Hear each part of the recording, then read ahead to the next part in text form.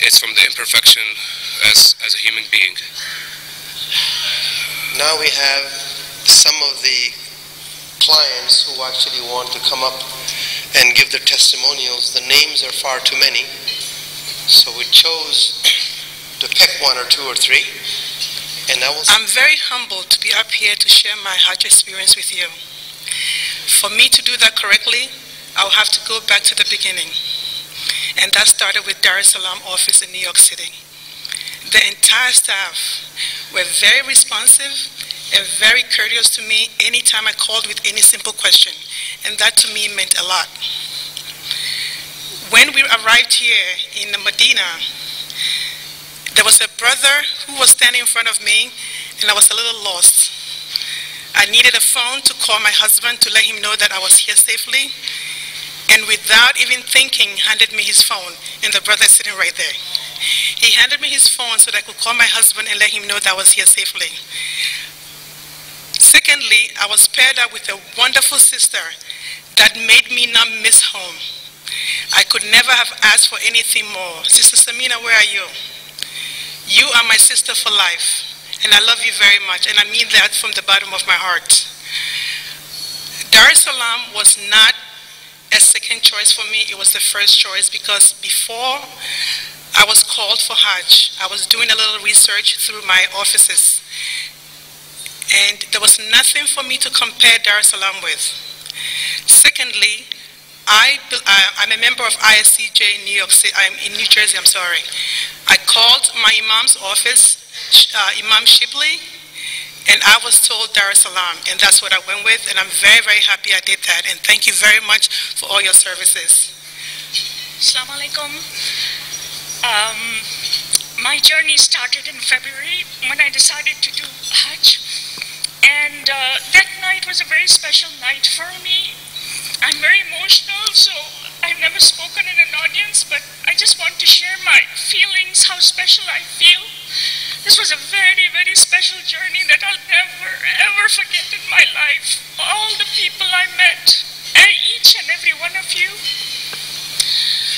I asked a few people who had gone for Hajj, and they recommended Dar es Salaam. My problem was I was traveling without a mahram. So I called Dar es Salaam in February, and I spoke to somebody on the phone, and I said, I want to go to Hajj, if God willing, I want to do it in 2011. And they said, sister, our itinerary is not out, we do not have a program. I said, I have a problem, I do not have a mahram. And they said, wait a minute, we'll let you talk to somebody. And I didn't know who that somebody was. He says, we'll let you talk to Brother Mustafa. I didn't even know who Brother Mustafa was. And I still remember him talking to me. I said, I'm going alone. And he said, you're going to, subhanallah, Allah's house. How can you be alone? You have so many people with you. So Allah will protect you when you go there. It meant so much to me. Just those few words that I'm not alone, I'm going to God's house, and there's going to be lots and lots of people who will help me. Few months passed, I made my reservations, and when I was coming from Chicago, all the flights on the East Coast were cancelled, and that was the first time I thought, my God doesn't want me to come to his house. And I said, I have planned, I want to come to your house. At the airport, I was met by somebody.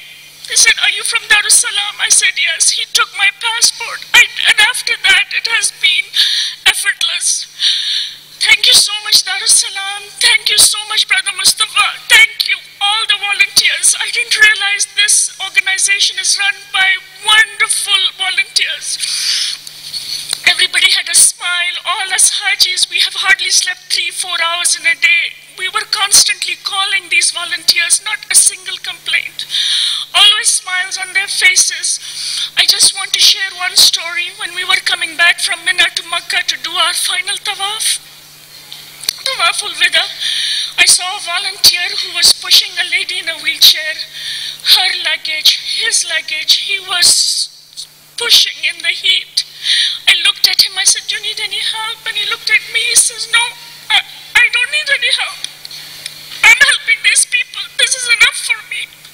I don't know you were a volunteer, but Ya Rabbul Izzat, Ya Rabbal Alameen, all the volunteers, everybody who manages this program in this world and in another world, give them all they want. I have prayed for them. I don't know the names of all the volunteers, but each and every one of you, Ya Rabbul Izzat, Ya Rabbal Alameen, may your work be accepted. And for people like me who come and travel alone from such a far country, it has been nothing but a wonderful experience.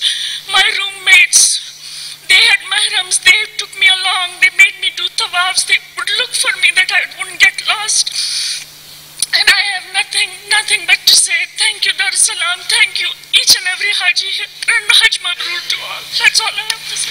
So last, can I please request everyone, Hajj is all about partnership, and we learn a lot of good leadership skills, and the way they articulate the information to us, absolutely fine.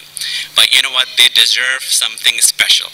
So my one humble request is, if we can all stand up, please. So can we all stand up, please? Please, Jen, humbly, can we all stand up? And for all the volunteers, and I'm gonna throw some names, Dr. Manaf, Arif, Wahab, you know what, everyone, Brother Azhar, and who am I forgetting? Okay. Omar.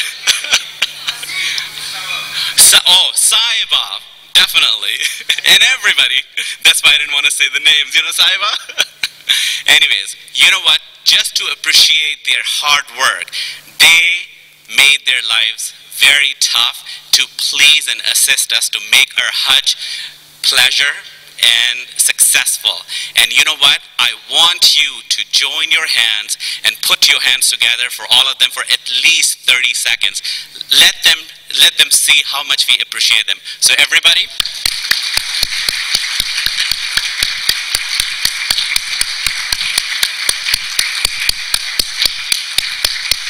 thank you. Please be seated. Thanks. Assalamu alaikum. Eid Mubarak to everyone, and Hajj Mabrur for everyone, acceptable Hajj inshallah. Thank you very much. You trust me. You give me the chance to make the Hajj trip, inshallah, acceptable Hajj. And thank you, Brother Kushan. He came before the Hajj. I asked him, I need a help. Each country have a mission. Each country. If Philippines, which have about 4,000 Haji, have a mission. And I asked him, we don't have a mission. We work everything from scratch.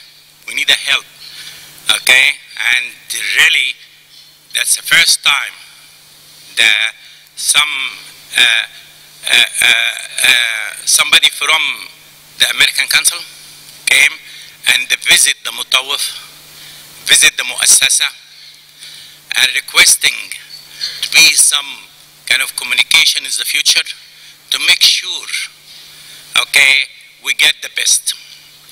And alhamdulillah, with his help, we get the location in Arafat, which is an excellent location.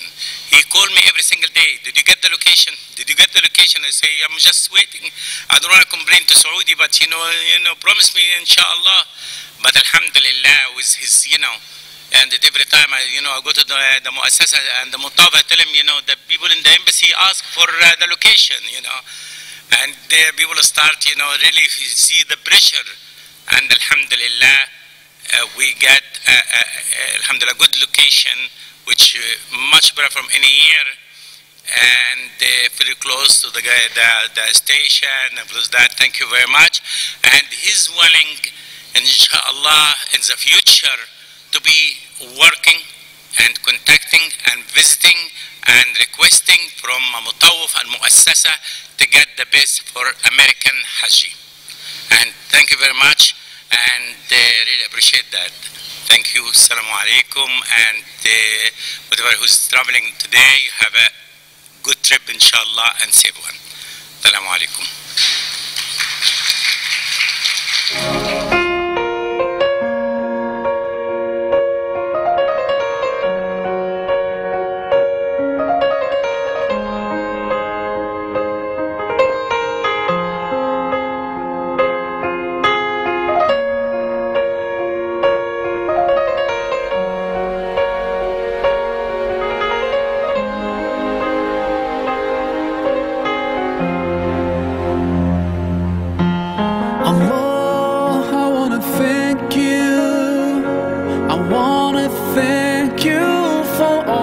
things that you've done for me through all